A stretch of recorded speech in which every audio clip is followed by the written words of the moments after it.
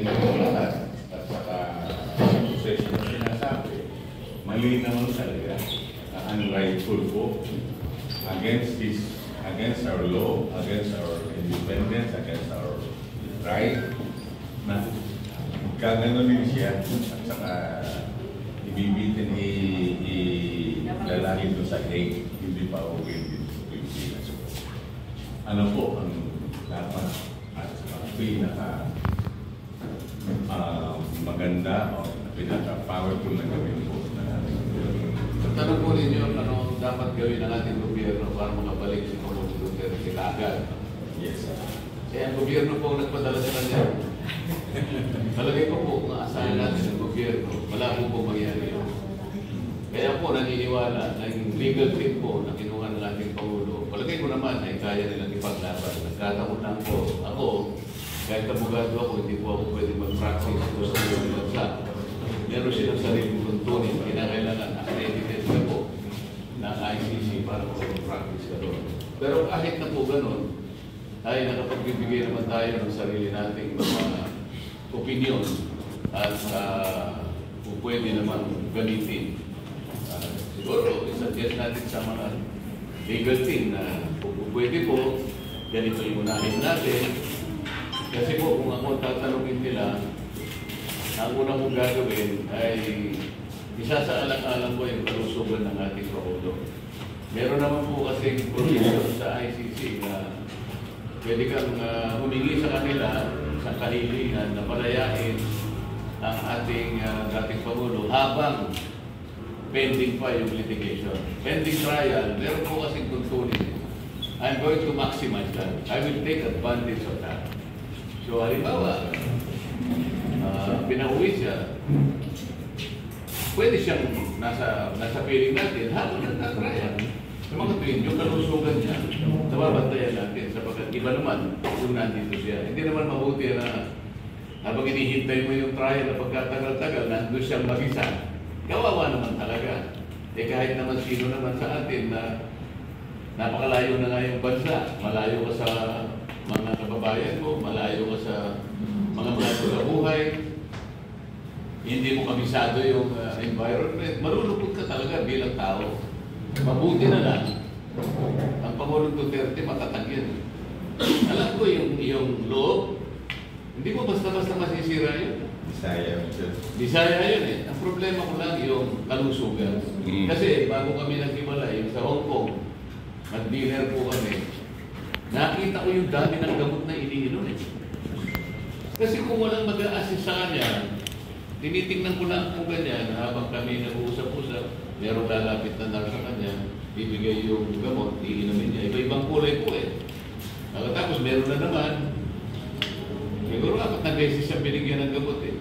Ikaw ba sir, matatandaan mo lahat naman yung mga yun, kung anong oras, anong kulay, yun lang inaalala ko dun eh. Nag-iisa siya eh. So yun, doon ako medyo kabado. Pero kung yung fortitude, yung tatag ng loob niya, wala akong problema doon eh. Kaya niya yun eh. Ang nag-aalangan lang ako, yung kalusugan. Kaya gusto ko unahin yun. They should petition the ICC for an interim release pending trial. Yun ang una.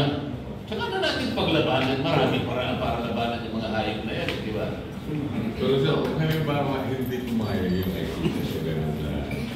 Hindi naman pwedeng hindi siya paglalabanan eh. Pag nag-petition ka... Yung gobyerno po natin, ako na presidente sa gobyerno mo. Ang gobyerno mo ang nagpadala sa kanila eh. Dinala siya doon. There's no debate. Okay. There's no debate. The government is responsible in abducting him and sending him off through the plane. Yeah. Ang bilis-bilis. But it's not only the president, but the others do not agree in government. It's the president only that's so amenable and having him there. In fact, the president himself, as we know, is not exerting any effort to bring him back. That is why. The head of the government is the president. That's why we are trying to ask you, ano ang magagawa talaga natin aside from the president, because the president is not the only person in government. Yung vice president, yung mga senador, yung ating tsaka yung justice system natin, yung lahat ng implement ng karapatan at saka batas natin. Anong dapat gawin doon? The battleground is now with the ICC. The battleground is with the ICC. All we can do is to be united and express our sentiments that we are not agreeable in the way that the past president was subjected to all these processes. Okay, sir. Excuse me. That's, bigyan natin pag-alikuan. Saan sa iba? Okay, from Love Radio, Joey Di Kamutan. Magandang umaga po, Mr. Senator. Joey Di Kamutan, Presidente ng Butuan Press Club. Thank you so much sa great days mo last year. Simula nag-file ka ng COC, ang grupo ng Press Club ay magsusupport na sa iyo. Ito yung tanong ko. Last week, mayroong ginagawang hearing sa Senate dahil pinag-usapan doon yung legality ng pag-aresto kay Tatay Digong Duterte. Lately, yung mga cabinet member ay hindi na sumipot. Ano masasabi niyo po, Mr. Senator, kung may aasahan ba ang taong bayan na fair investigation nito sa Senate? Sa akin kasi lang, ang opinion ko lang ito, yung Senate investigation is already moot and academic. Kahit ano pa ang lumitaw dyan, wala namang maitutulong para ibalik ang Pangulong Duterte sa ating bansa. Maaaring malaman natin ngayon na ang dami pa lang pagkukulang. May establish naman talaga yan. One way or the other, we will be able to determine that several processes and procedures, legal and otherwise, have been violated. Malinaw naman yun. So, ang gagawin lang natin later on, let us make these people responsible. But this is good and academic as of now because the President is already in the Hague. Kaya ang sabi ko, the battleground is in the ICC. And all our hopes are pinned down in the expertise and the knowledge of the team, the legal team of the President. So sabi ko, alam ko naman na may capacity naman yung legal team na yun.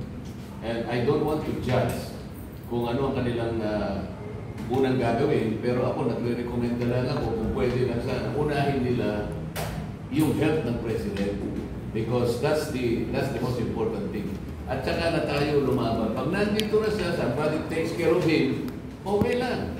I-continue ang trial, pwede naman siyang papunta-punta doon para makita natin because I believe that the ICC already lost its jurisdiction. Ang hindi po masyadong nililiwanag nila ngayon, there is a wide difference between the existence of jurisdiction and the exercise of that jurisdiction. When the Philippines withdrew from the Rome Statute, and it took effect 1 year later, there was a crucial blunder committed by the prosecutor of the ICC. Nagkamali siya doon eh. The prosecutor of the ICC should have took advantage while the Rome Statute was still effective. There was a 1 year period eh. You will remember, nag-withdraw tayo, I think, May 17, 2018. And according to the rules of ICC, that withdrawal takes effect 1 year later. So, nag-take effect March 17, 2019.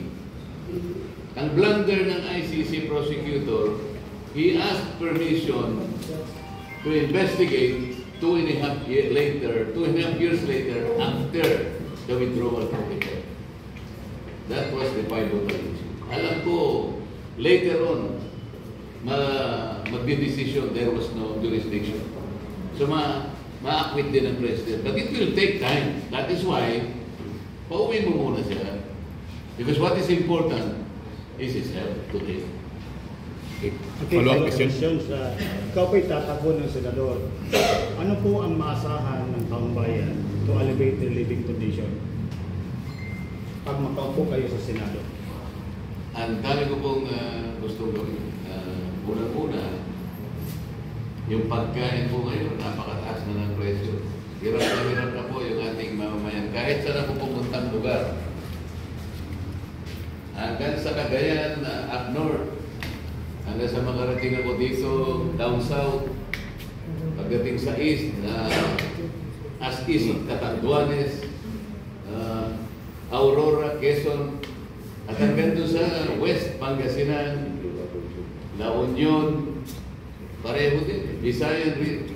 Mahal po ang pagkain. Mahal po ang pagkain. Kasi po, napaka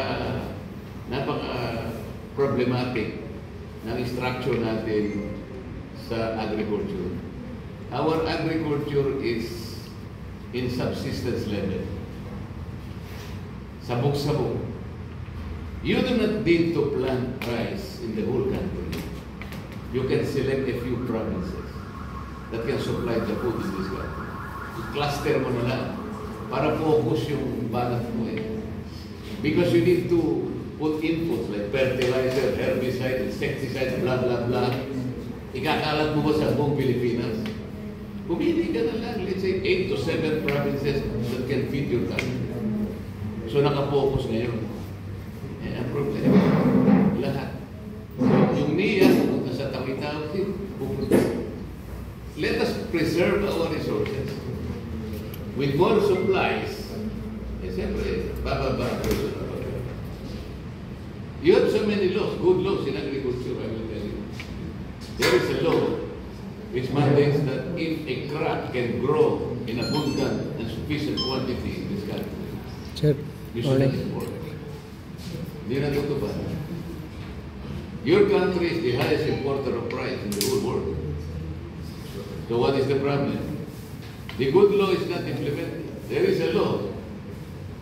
All equipment, all machineries, farm implements should be manufactured here locally.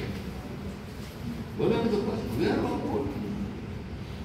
There is a law that 25% of the loanable funds of the banks, all banks, 25% should be loaned out to farmers and agrarian reform beneficiaries. Only 4%. Ang daming batas na yan. Kuryente. You have the highest electricity rates in Asia. What is the underlying objective of EPIRA, the law on energy? Ensure the delivery of electric power to all citizens in affordable manner. What is affordable? Barato. Barato ang kuryente. Here in Agusan, barato. Sabi ng batas, abot kaya, barato. What happened after 24 years? Abot langit. This is, ang daming problema. You do not know that you have more than 42,000 barangays in this country. You know. Oh, you know, 42,000. But you do not know how many percent are able to stand on their feet. How many percent? Galing pa ako nagtatanong sa inyo, you're supposed to ask me questions. 2% only, 2%. What is the objective of the local government code? What? Ako naman nagtatanong sa inyo. The objective is make all LGUs. Make all LGUs, municipalities, provincia, and barangays, make them all reliant, self-reliant.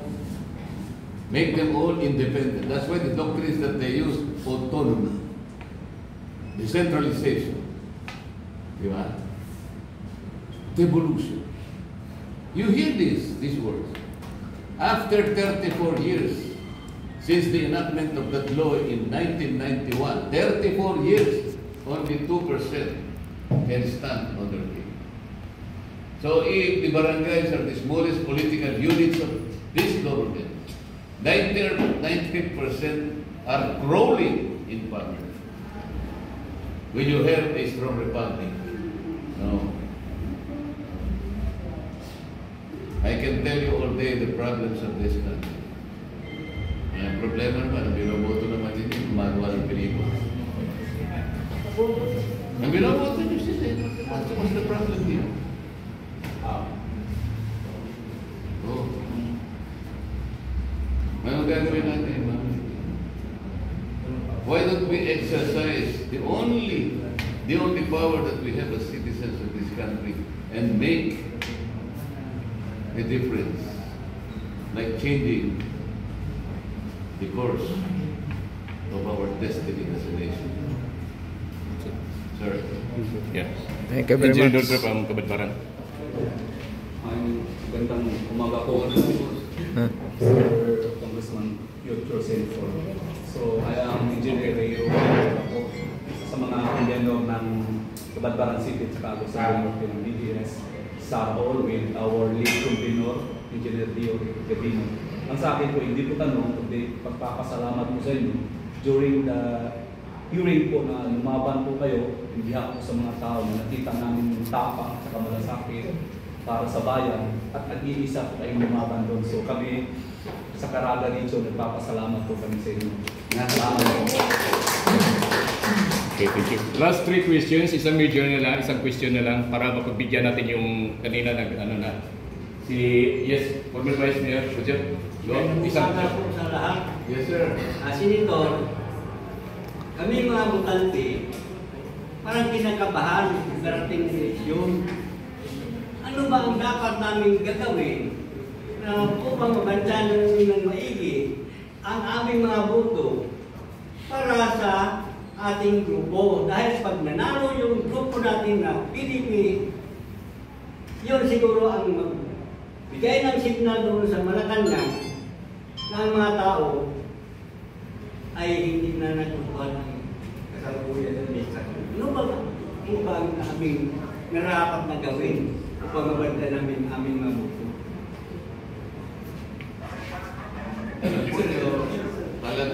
Talagang marami ang nagdududa, baka mantaya nga sila eh. And I share your fear kasi alam nila pag nanalo yung PDP laban,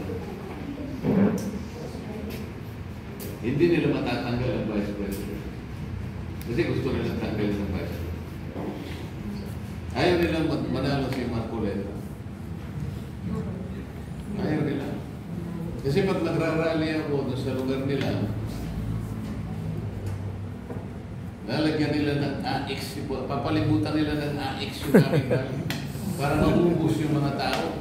Kopya na bigyan mo sa sir. Ganun ang ginagawa nila. This is the only way that they can attract people to listen to them. Naawa din ako sa mga tao natin, sir. Because today, because of the looming poverty, na sinabi nga nila, you have 5 ayudas today. The original one is the 4Ps. Then you have the MAI. Ito yung mga guarantee letters. Ito yung AX. Ito yung TUPAD. And the newest invention of all, the ANA. I-total mo to, sir. You know how much is the total? The 5 subsidies? 194 billion. These subsidies are supposed to target no less than 27 million Filipinos. These are the marginalized. Remember, 194 is supposed to target 127, at least 27 million Filipinos. Ilan ang nakatarget ng 5 ayudas? My estimate is only 5%. So the 95% are left out. Second, yung binibigay nila, hindi man yun talagang ayuda. Let's say AX 3,000. Kasi magbibigay sila 1,000 lang. Sa ibang lugar, 5,000. No, 500. So, the ayuda, kahit na paramihin mo pa yung form ng ayuda, the ayuda will never be a tool to address the poverty problem of this country. You need to grow your economy, sir. You use the 197 billion to grow your economy, to put up factories, businesses, so that you can generate employment para kumita yung maraming tao at bumaba ang presyo. That's all that we should do. So ano gagawin natin in relation to kuryente? Sabi ko, kinuwenta ko, I think we should do this. All families consuming 2,000 worth of electricity per month, bababa. Ilibre mo lahat yan. You know what will happen if you do that? You will be able to target 27 million Filipinos. Alisin mo na yung 197 billion. Yung sinasabi kong scheme, 2,000 pababa, is only 120 billion. So nakatipid ka ng 47 billion, ibalik mo sa PhilHealth. Pero lang kasimple. Walang corruption because direkta sa tao. Na-target yung 27 billion marginalized. Every month yun. Wala pang magpapasika. Walang magpapasikla na akala mo galing sa kanya yung pera na binibigay sa tao. Walang masisilaw. Walang magbibili ng boto. That's the thing that you should do. Oh, ang problema kasi, ang binoboto ninyo yung gumagawa ng pelikula. Hindi na ngayon. Hindi na ngayon. Ha? Hindi na ngayon. For so long a time, ha? Nagising na. Eh, sana po. For so long a time, boss, baka hindi nyo na. Tingnan nyo, mag-aralan nyo, yung iba 4 times nang bumalik. Diyos ko, pag 4 times nang bumalik, that's 24 years. 24 years. Eh, ganito mata. Patay yun. Sir, kung ikaw po yung maupo bilang isang senator, no? Anong mangyayari doon sa mga membro ng Quadco?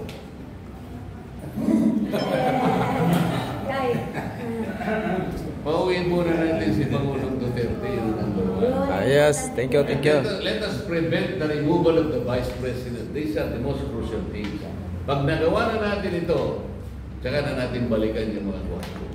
Makakapaghintay naman yun, nandyan lang sila. Baka ano sir, baka maglipat bansa. O, hindi maganda na wala na sila rito. Huwag na lang natin silang papalikin. Please bear with our Senator